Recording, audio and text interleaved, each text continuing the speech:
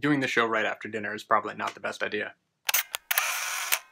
Hi, my little flavors. Welcome to another episode of the Motley Stew Show, where we try to go into one of the big stories going on in politics and news today. The goal, as always, is to discuss the facts, debate the topics, and attack the ideas, not the people. This week, we are getting back into the Getting to Know the 2016 Candidate Series with the longest-serving governor in the second biggest state in the entire country, ex-governor Rick Perry of Texas. He announced his intentions to run back on June 4th in an airplane hangar in Addison, Texas. Now, for those who have been following politics at least as far back as the 2012 election, you may remember Governor Perry as being the one person possibly to beat, in fact, having the top spot for quite a while, and the spotlight was on him, until he flubbed horribly on live television during a debate when he couldn't name one of the three departments he said he was going to shut down on day one as president. FYI, the missing department was the Department of Energy. His campaign went into freefall as he couldn't get out of the pigeonhole of being labeled the country huckster who was in over his head. Now, this time around, he's got a new pair of glasses and a whole lot of studying under his belt. His team says he's prepared, and Jeff Miller, his top advisor, says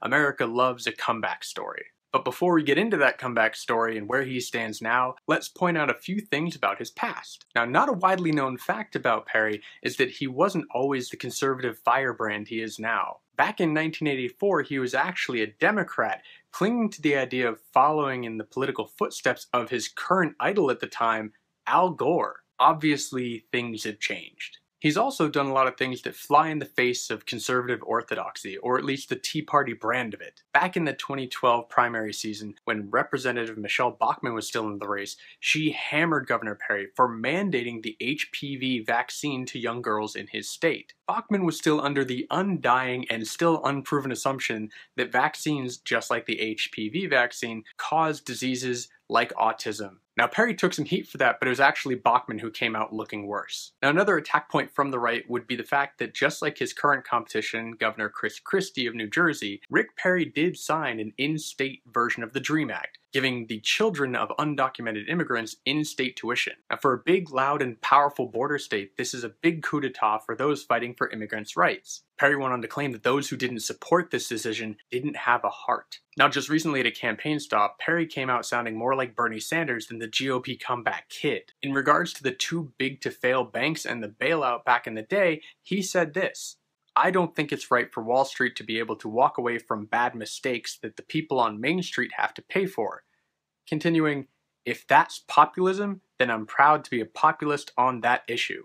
Now, before we start setting up lunch dates between him and Senator Elizabeth Warren, he's not exactly that far to the left. He would say that he would regulate the banks, but that the current Dodd-Frank bill, which is that regulation, is way too far.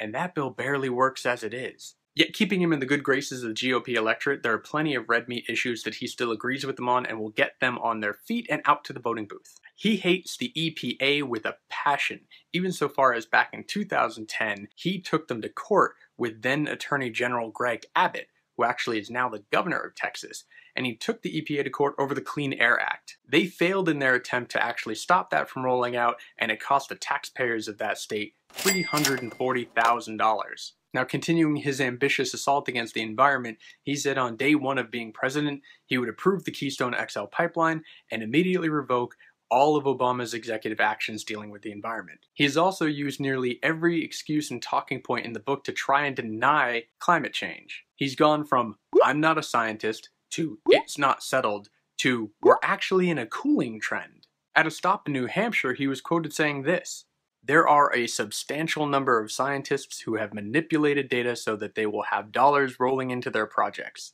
Really? A substantial number. Now, one is not a substantial number, but that'll do for me as a start.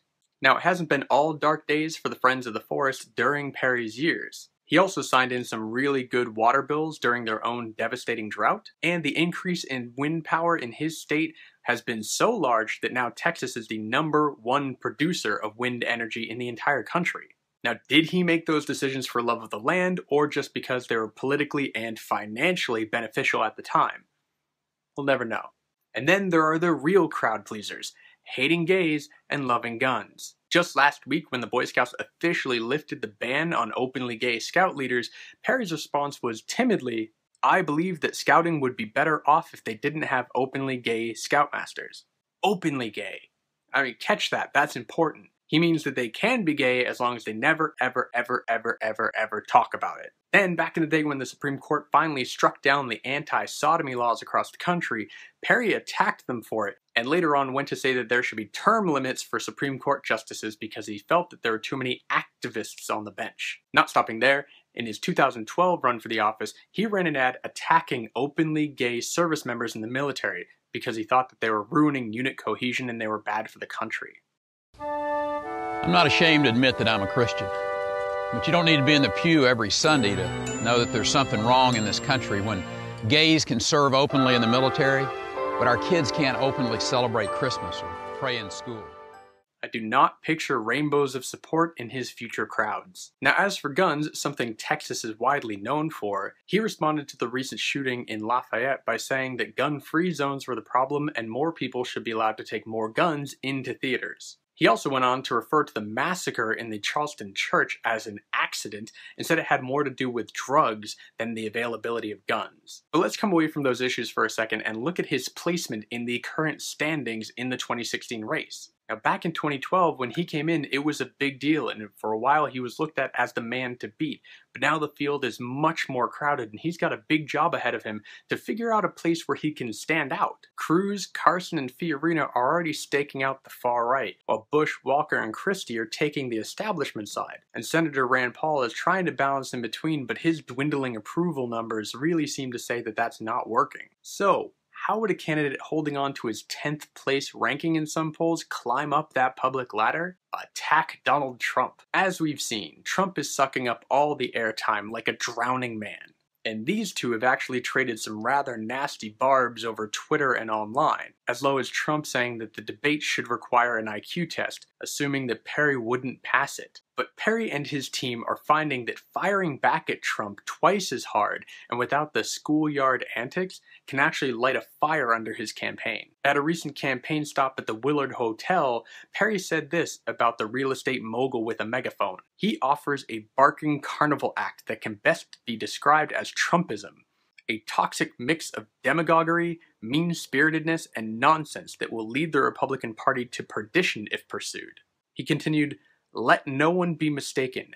Donald Trump's candidacy is a cancer on conservatism, and it must be clearly diagnosed, excised, and discarded." That's one big Texas-sized mic that Perry just dropped on the floor.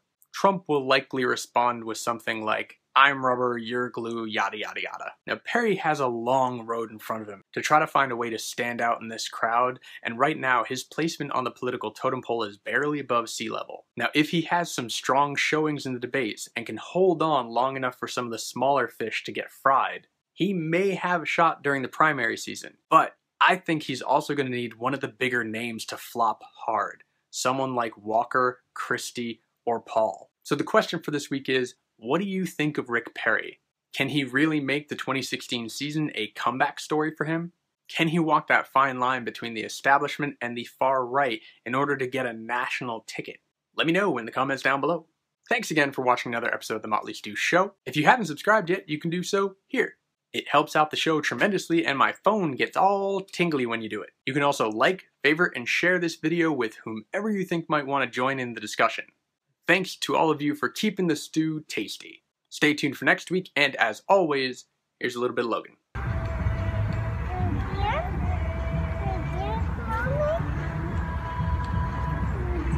I see you dancing.